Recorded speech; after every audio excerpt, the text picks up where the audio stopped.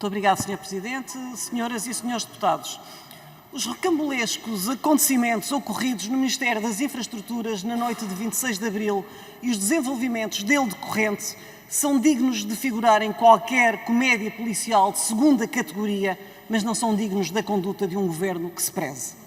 Colocaram em causa o prestígio, a credibilidade e a confiança que as instituições democráticas devem merecer.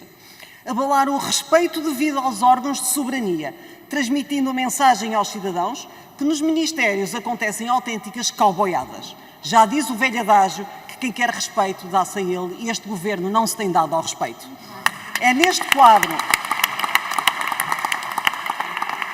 quadro deplorável que entra em cena o SIS ao arrepio do quadro legal vigente. Quem o chamou, porque é que o SIS se prestou a este papel, permanece uma incógnita, não obstante as inúmeras declarações já proferidas pelos vários intervenientes, todas elas contraditórias entre si. O Ministro das Infraestruturas, em declarações de 29 de abril, disse ter contactado o SIS na sequência do contacto com o gabinete do Sr. Primeiro-Ministro e depois por recomendação da Sra. Ministra da Justiça. Por sua vez, o Primeiro-Ministro disse que não teve conhecimento prévio da atuação do SIS e a Ministra da Justiça, ouvida a 17 de maio na primeira comissão, disse que João Galamba lhe telefonou a contar o sucedido, mas que ela, Ministra, não lhe disse para chamar o SIS e que se limitou a telefonar ao Diretor Nacional da PJ a reportar o sucedido, desmentindo assim João Galamba. Também o Ministro da Administração Interna disse que não mandou chamar o SIS. João Galamba, numa nova versão, disse que foi Secretário de Estado Adjunto do Primeiro-Ministro que o mandou contactar o SIS. Isto parece uma telenovela. Ouvido o Secretário de Estado Mendonça Mendes, por este foi dito que confirma que o Ministro lhe telefonou e relata que os acontecimentos, mas que não existe nenhum nexo de causalidade entre esse telefonema e a decisão de acionar o SIS, desmentindo Galamba. João Galamba, fortemente vaiado nas comemorações do Dia de Portugal, confrontado com estas contradições, reafirmou que não mentiu. Está em causa o SIS ter atuado como órgão de polícia criminal, o que lhe está vedado por lei. Sabemos que Frederico Pinheiro teve que recorrer a uma advogada para se proteger da abordagem do SIS, o que demonstra que ficou atemorizado. E se o computador não tivesse sido entregue, o que é que teria acontecido? O SIS daria palmadinhas nas costas e dizia então boa noite, até à próxima? O que é que tinha acontecido?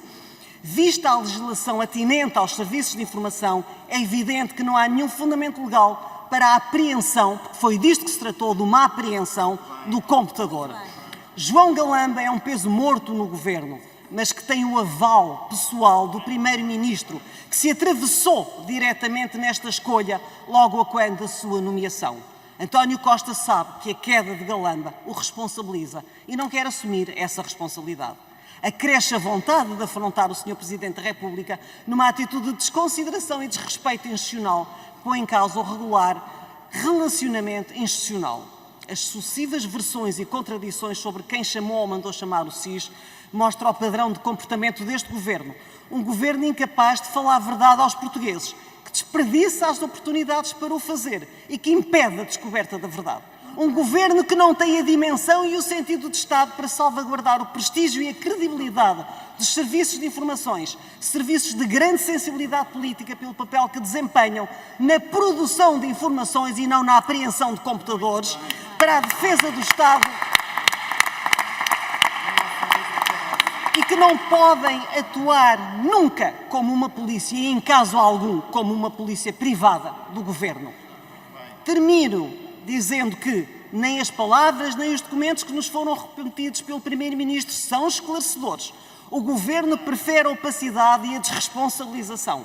O PSD lamenta profundamente a teimosia e a arrogância do Sr. Primeiro-Ministro. Como disse o Presidente do PSD, daqui para a frente, a direção e a tutela do CIRP não têm a nossa cobertura. Esta situação é tudo menos transparente e o Governo e o Primeiro-Ministro continuam a dever explicações ao país. Este caso junta mentiras, dúvidas e comportamentos que desprestigiam as instituições e responsabilizam o Governo e o Primeiro-Ministro, não obstante eles não quererem assumir essa responsabilidade. O PSD não tomará, nem tomou a iniciativa de propor uma comissão parlamentar de inquérito, mas o PSD não pode calcionar este comportamento do Governo, e não o vai fazer, dos gabinetes e do próprio Sr. Primeiro-Ministro. Por isso, apesar de não ser a nossa opção e de lamentarmos profundamente todo o acontecido, não nos oporemos e votaremos a favor destas iniciativas. Não é por nós que se exclui a possibilidade de usar um instrumento... Não é por nós que se exclui a possibilidade de usar o instrumento do inquérito parlamentar, para além de todos os outros que a Constituição e o regimento permitem. Muito obrigado.